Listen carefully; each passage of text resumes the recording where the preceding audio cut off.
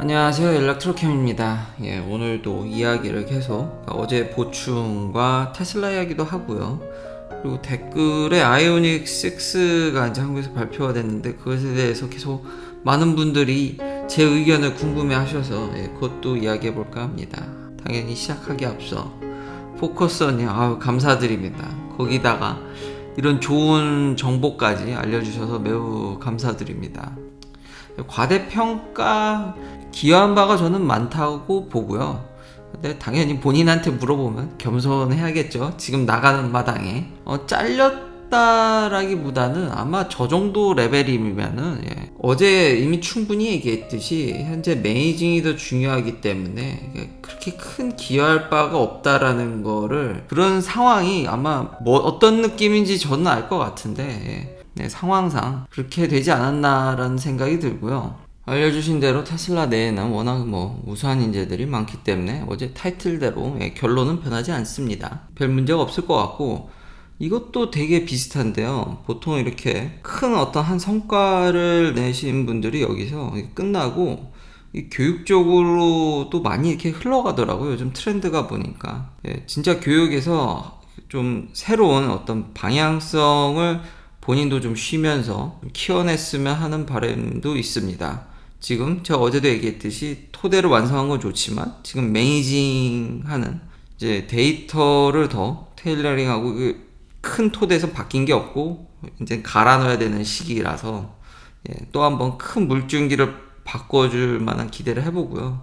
그리고 계속 이제 보충을 아까 얘기했듯이 하려면 제가 카메라에 대해서 부정적으로 얘기를 했죠. 저 역시도 사진 찍는 걸 좋아하는 거지 카메라를 좋아하는 건지 잘 모르겠지만 제 손을 거쳐간 카메라가 굉장히 많고 지금도 많이 보유하고 있습니다.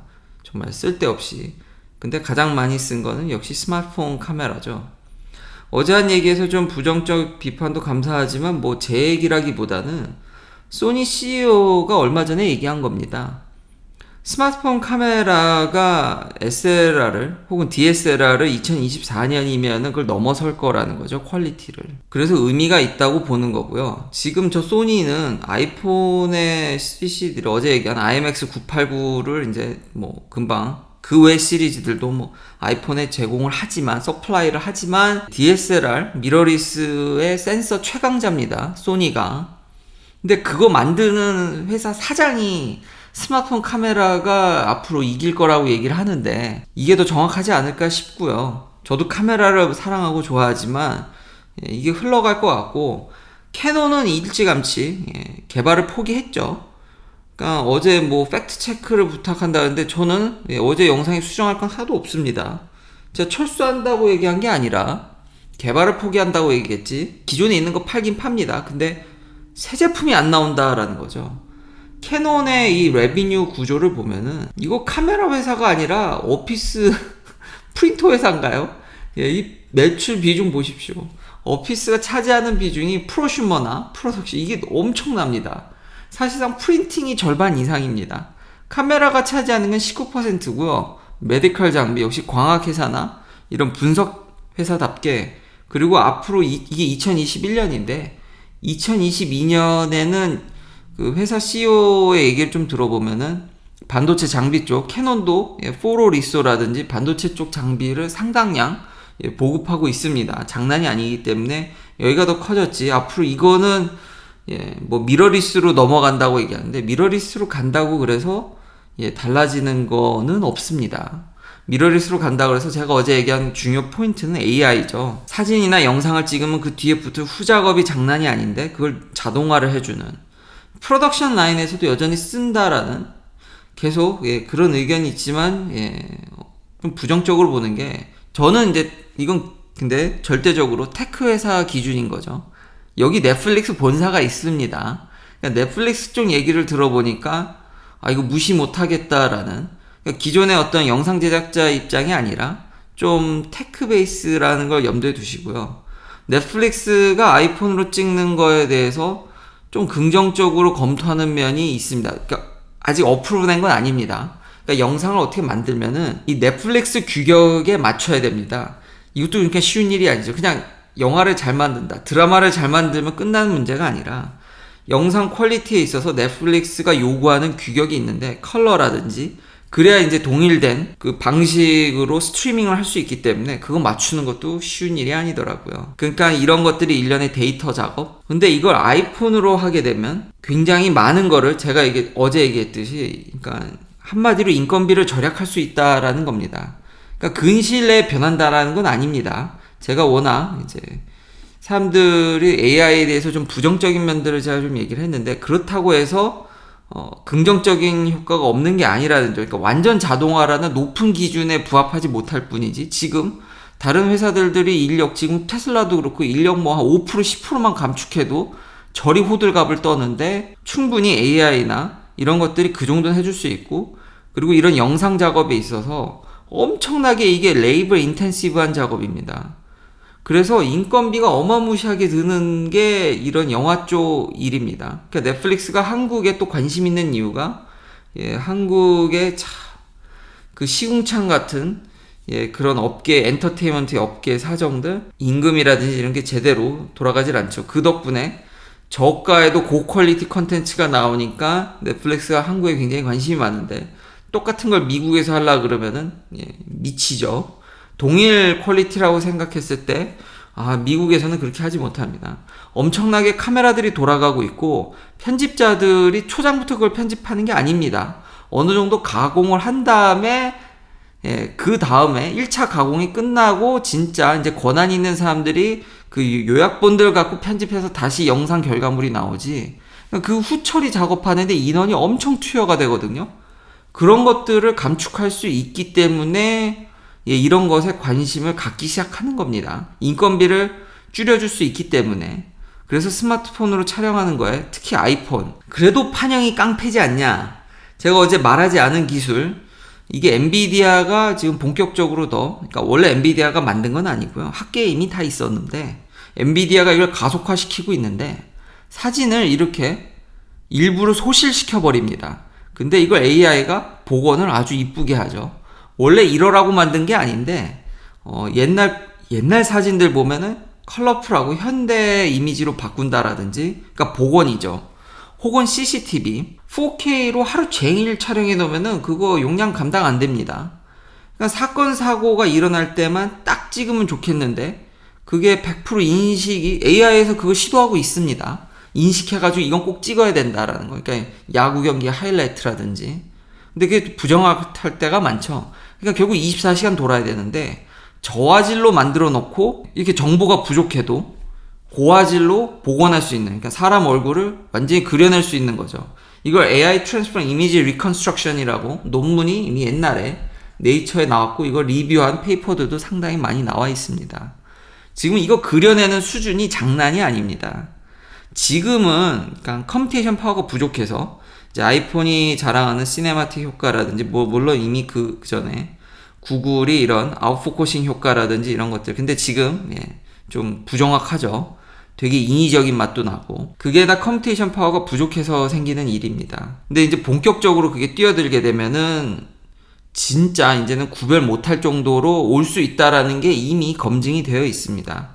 그러니까 어제 다시 한번 소니 사장의 이 얘기 센서 크기가 좀 더 커지고 1인치로 그러니까 컴퓨테이션 파워가 좋아지고는 있지만 스마트폰에 그 부족한 원본의 데이터를 센서를 좀 키워주고 그리고 남은 것들은 반도체가 아무리 보수적으로 잡아도 그게 복구가 되면은 이제 기가 막힌 영상물을 그려낼 수 있다라는 거죠. 그런 배경 하에 소니 CEO가 그렇게 얘기를 하는 겁니다.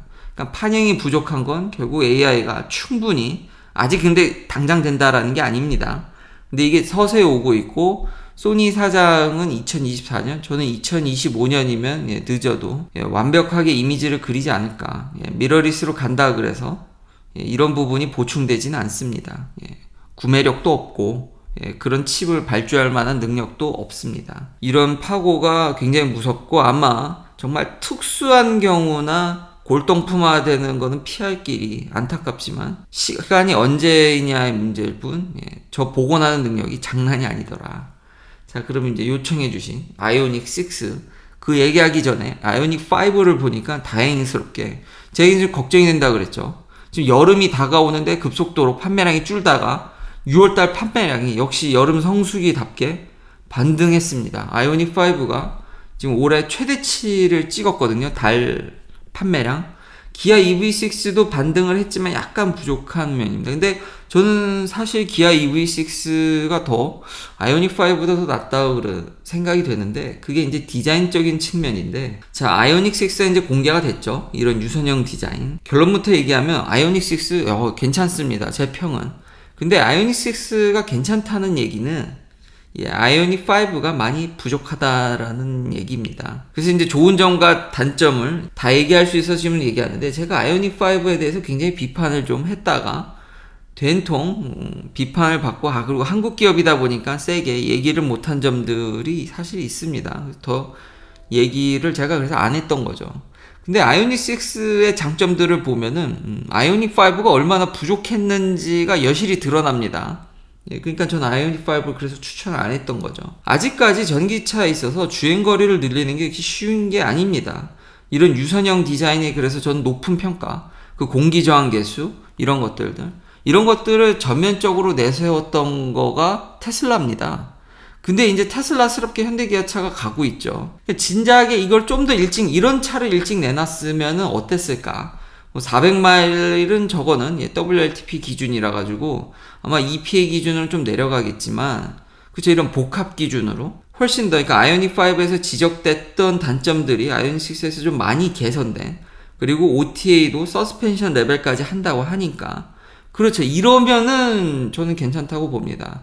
근데 그럼 제가 비판했던 아이오닉 5 많이 부족하다는 얘기죠. 그러니까 제 얘기가 틀리지 않았다라는 점. 이제 와서 참, 그러니까요. 그러니까 아이오닉 5는 저는 그게 그럼 또 이제 실내 공간이 넓은 걸로, 그리고 어떤 마케팅적인 측면, 그리고 포니의 디자인을 개상한 그것들로 이제 파고를 넘으려고 했던 것 같지만, 일단 전기차는 제 기준은 무조건 1순위가 주행거리고, 그렇기 때문에 디자인도 이렇게 가야 되는 게 저는 맞다고 생각을 합니다. 외신들도, 그러니까 미국이죠. 제가 말하는 외신인 건 사실상 미국 기준으로도 그런 면에 있어서 굉장히 높게 평가를 하고 있습니다. 그리고 가격이 이렇게 나와준다라면은 더할 나위 없이 좋고요. 그러면 큰 방향을 일으키지 않을까, 진짜 뒤집을 수 있지 않을까 싶긴 한데, 한편으로는 솔직히 미국에서는 그렇게까지 현대차가, 한국에서는 이게 많은 분들이 댓글에 남겨주셔서 정말 관심도가 높은 것 같은데, 미국에서는 솔직히 큰 관심이 없는 게,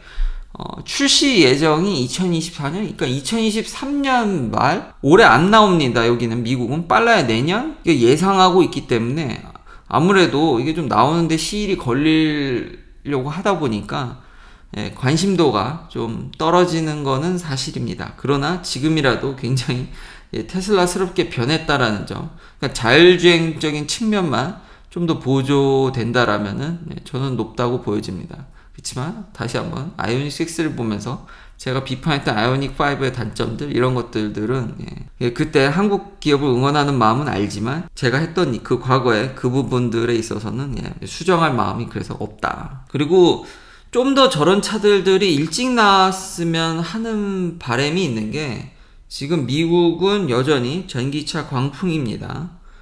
이런 얘기도 있습니다. 지금 티핑 포인트를 넘는 거 아니냐. 지금 급속도로 쇼리지라든지 지금 차량 판매가 줄고 있는 상황에서도, 물론 테슬라가 이걸 다 이렇게 만들어 놓긴 했지만, 전기차의 인기와 판매량은 엄청나게 가파르게 상승하고 있다.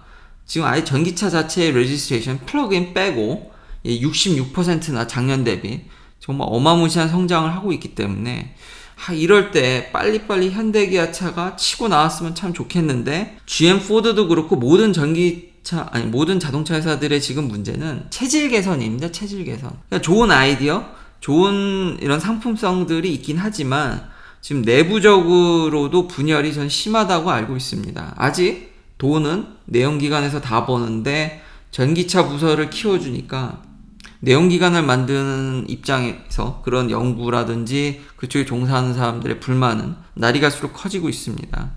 이걸 어떻게 이걸 봉합하냐. 그래서 지금 해고, 리세션을 핑계로 지금 사실상 구조조정을 엄청 단행하는 것 같습니다. 포드도 슬슬슬슬 하려는 게 보이거든요. 그런 면들은 그러니까 결국 자신과의 싸움부터 정리를 해야 되는 게 1순위지 않을까. 이제부터 이제 또 본격적으로 테슬라 이야기인데요. 이것도 재밌어서 가져왔는데, 테슬라가 기가베를린에서 테스트하려고 만들었던 차를 지금 팔려고 하는 게 지금 문제입니다. 독일에서는 이렇게 하면 안 된다. 근데 사실 안전기준이나 이런 것들은 다 만족을 했거든요. 팔아도 제가 봤을 땐 별 문제가 없는데, 야, 그래도 니네 테스트 하라고 퍼밋 줬을 때 그때 만든 차가 이제 수천 대인데, 지금 그걸 팔려고 하는 게 문제인데, 글쎄요. 근데 참 테슬라답다라는 생각이 들고요. 그리고 이 색깔을 보면은 다 검은색인데, 지금 이 사진 보면은, 미국도 그랬거든요. 초창기에. 검은색이었다, 회색이었다, 이제 하얀색이 공짜로 가는데, 나머지 다 색깔을 원하면 이제 색을 칠해야 되는데 검은색이 테스트하기 용이한가라는 생각도 들었습니다. 공장을 만들 때 테슬라 입장에서 죄다 색깔이 이래가지고요. 트렌드가 미국하고 똑같이 가는 게 이게 너무 웃겨서 테스트마저도 쥐어짜려는 그 테슬라의 모습에 정말 이게 테슬라스럽다. 기가베를린에서도 이런 모습이 보여져서 가져오게 됐고요. 그리고 이제 좀 있으면 어닝콜이죠. 질문지들을 가져왔고요. 저도 이제 투표하라고 하는데 아마 한국에서는 소액주주도 미국에서도 투표할 수 있습니다. 근데 한국에서는 브로키지들이 일괄적으로 그걸 다 대행해서 일괄적으로 하기 때문에 안 되는 게 아닌가 싶고요. 근데 이건 정확하지 않습니다. 한국 사정은 제가 정확하진 않고, 근데 그 부분에 대해서 자꾸 질문해 주신 분들이 있어서 미국에서 소액주주들도 투표를 합니다. 넘버원 보링을 받은 거는 아무래도 이거 어닝콜이니까 다 읽어보면 결론은 주식 부양하라는 얘기입니다. 스탁 스플릿 언제 할 거냐? 두 번째가 사이버 트럭 언제 나올 거냐? 그러니까 이런 리세션이 다가오더라도 주식을 부양하라라는 거죠. 이런 것들이 결국 나오게 되면 주식이 부양될 거기 때문에. 그리고 스페이스X에 대한 어떤 투자 기회, 역시 이것도 테슬라 주식이 재미가 없으니까 주주들이 더 재밌는 주식 내놓으라는 얘기고요. 그리고 CEO 리스크에 대해서 이제 대응하라라는 거죠. 일론 머스크에 대한 어떤 부정확한 정보라든지 공격적인 것들들. 일론 머스크를 팬심에서 보호하는 것도 있지만 제가 말했듯이 일론 머스크 사생활에 저도 관심 갖고 싶지 않고요. 미국 사람들이 남의 사생활에 그렇게 크게 관심이 없습니다. 관심 갖고 싶어 하지도 않고요. 다만 돈이 걸리면 얘기가 다르다라는 거죠. 이건 다시 한번 명심해야 되는 게 일론 머스크니까 관심이 있다기보다 일론 머스크의 사생활이 주식에 막대한 영향을 주기 때문에 사람들이 일론 머스크 사생활에 관심이 있는 거지 그저 호기심에 일론 머스크의 사생활에 관심이 전혀 없습니다. 4680 배터리가 언제 램프될 건지 이거는 차량 성능에도 관심이 있고 최근 이제 분해 먼로 팀에서 이제 분해하면서 슬슬 정보가 새어나오는 게 사실 딱히 에너지 덴시티가 케미스트리가 바뀌지 않았는데 그거를 크게 바라는 거는 욕심이죠. 그러나 지금 감량은 엄청나게 하고 있습니다. 무게 감량은 4680의 큰 초점은 무게 감량이고 그로 인한 전비 향상입니다. 그래서 루머로는 배터리 용량을 키우면은 500마일도 가능하지 않나라는 모델 Y가 지금 그런 루머들이 돌고 있습니다. 그러니까 좀 더 정확하면 이것도 업데이트를 하겠고요. 그러니까 4680 배터리의 더 큰 포인트는 생산 절감과 그러니까 커스트 리덕션과 무게 웨이트 리덕션이죠. 그게 더 초점이다. 그리고 디바이드는 안 주냐? 배당 전부 주식 부양이죠. 그리고 안드레 카파시 떠난 거에 대해서도 이미 제가 이걸 앞서서도 얘기를 했고요. 그리고 자사주 매입. 결국 처음부터 끝까지 관통하는 메시지는 주식 부양하라 이겁니다. 이런 실리콘밸리, 지금은 이제 실리콘밸리 있지 않지만 미국 기업은 정말 주주 친화적이고 주식을 부양해야 되는 게 CEO의 제일 덕목이라는 게 여실히 드러나는 어닝콜 질문 탑 10인가요? 질문들이었습니다. 긴 영상 시청해주셔서 감사합니다. 내일도 테슬라 관련 이야기들로 찾아뵙겠습니다.